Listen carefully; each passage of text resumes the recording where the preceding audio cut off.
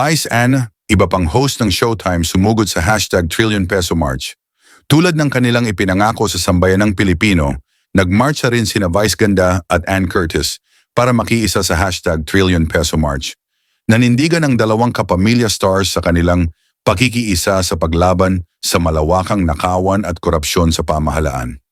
Makikita sa mga litratong ibinahagi ng Angat Buhay Facebook page sina Vice and Ann na naglalakad patungo sa nagaganap na kilos protesta, ngayon na dinaluhan din ng iba't ibang private at religious group mula sa iba't ibang bahagi ng Metro Manila.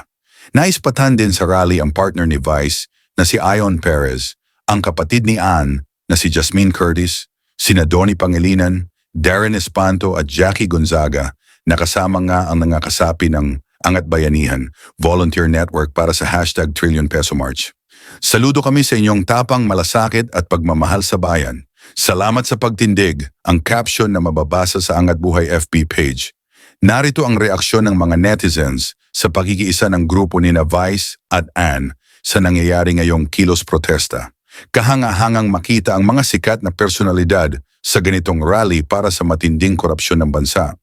Dahil isa sila sa malalaking tax na naiiambag sa bayan natin, na nilulustay NMNO ng mga ganid, sakim na mga magnanakaw na politiko at kontratista. Sana lang magkaroon ng kaganapan ng mga ipinaglalaban natin. Baka si Vice Ganda ang magiging presidente, hindi siya corrupt dahil marami siyang datong labas na lahat ng high taxpayers. Maawa kayo, kailangan kao ng taong bayan. Kahanga-hanga kayo, mga kakamping protest lang kayo para sa politiko niyong mga buwaya. Kung bago ka pa lang sa aking channel, pakipindot naman ang subscribe button at pati na rin ang notification bell para lagi kang updated sa mga bago kong video. Salamat at hanggang sa muli.